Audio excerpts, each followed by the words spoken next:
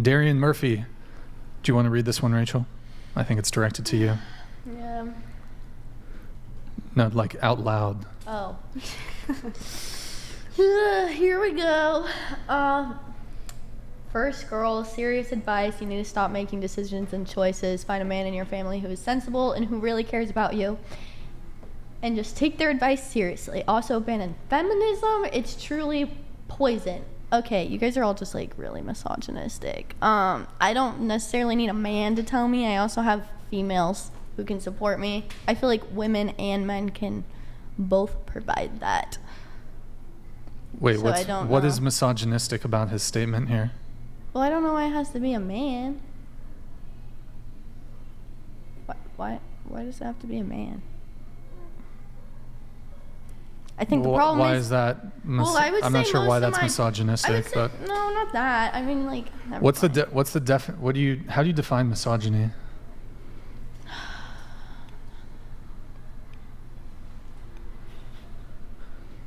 There's a lot of answers up there, Brian. Yeah. Mm-hmm. No, how do you define misogyny? I don't know. I don't like this. What?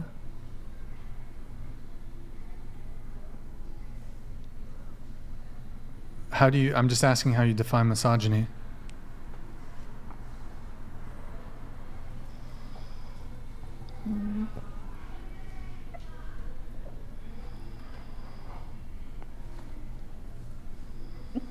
Can I go?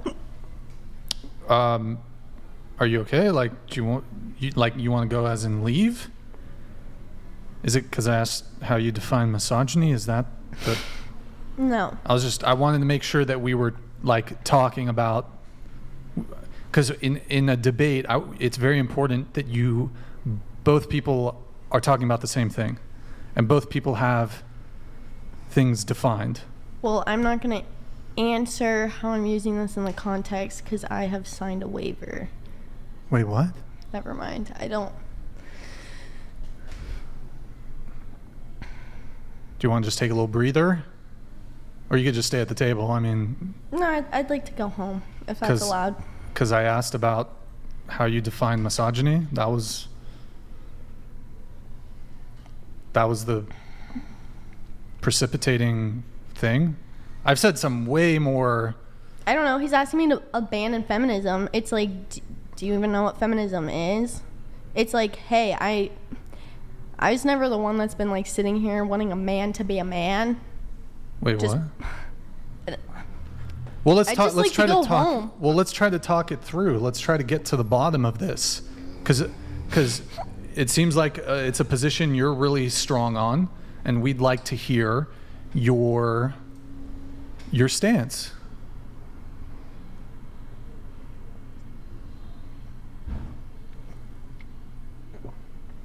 Nick.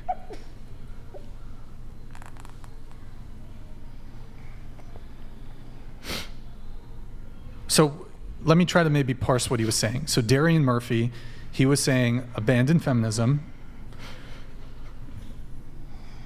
You object to that, which is fine.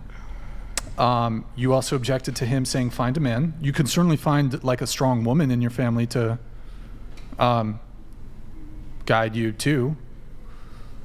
The reality is like, it doesn't matter about other people. Like, the only person that can fix you is yourself. Yeah. But you can always go to like a parental figure. Also, you're already talking about like pornography, and like no man is gonna marry yes, there are men that will marry women that do pornography, but you were also talking about how there's a lot of men that are judgmental of that, and like things being potentially online forever. Yeah. It's like this is like literally no different for me. Like for me, it's like anyone can look this up. I thought this was gonna be like some little student podcast that like maybe 5 people listen to. I have no idea. But okay, so are you just on the adult content thing? Do you object to men having a preference for not dating women who have been engaged in that kind of adult content? No, I think it's really ridiculous that guys are. Also, I've had a lot of guys sit there and complain about how they're jealous that women can actually go into that profession, because a lot of males do not feel like they have a platform in that business. And I do think it's an industry. I do think it's a business. I respect it. It's good. It's dandy. Can I please go home? If you want to leave, you can leave. I was hoping we could continue having a conversation, but Let her go. okay. I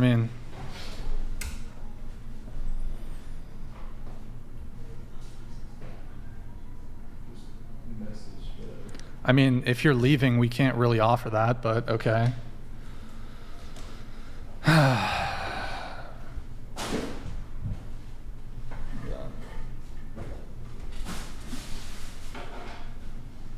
What? Did it? Bro, I don't know. The chat's like, what? I'm trying to like have a conversation about it. Okay, whatever. I think that was the first time in her life she was faced with like the truth of and the consequences of her actions, and I think she was just like gathering like everything she said on here, and it just hit her kind of. I could see that in a bit. Bro, I mean, like, everyone in the chat's like, bro, let her go. Like, I'm trying to reel her back into the conversation. She was upset. I don't know if it was that super chat that got her or me asking her to define what misogyny is. But like, But if she was just that like, was really a pretty tame conversation. How is, bro? Okay. I was trying to like, she was having a reaction. I was trying to like calm her down by talking to her. The chat wants to white knight, then fine, whatever. So, okay, whatever, bro. Bro, like, it is what it is. I'm gonna read a couple chats. Let's see. Kate Robinson, thank you for your honesty. You have made me laugh a lot. Or Rachel, ? What's your cat's name? She left. Sorry, Kate. Let me see if we have any other chats. But I mean, was that crocodile tears? I don't know. What do you mean? Like, I think it was the first time in her life. What's actually funny is, if I can just like be meta and address it, is she started crying and then you started reassuring her even though you disagree with her. Mm-hmm. You weren't prepared to step up and actually be like, because once the tears come out, you're going to placate her. But that does nothing to actually address, and Chad is roasting me here, but like, simps. I don't think it was anything it's white like knighting. It's fucking white knighting.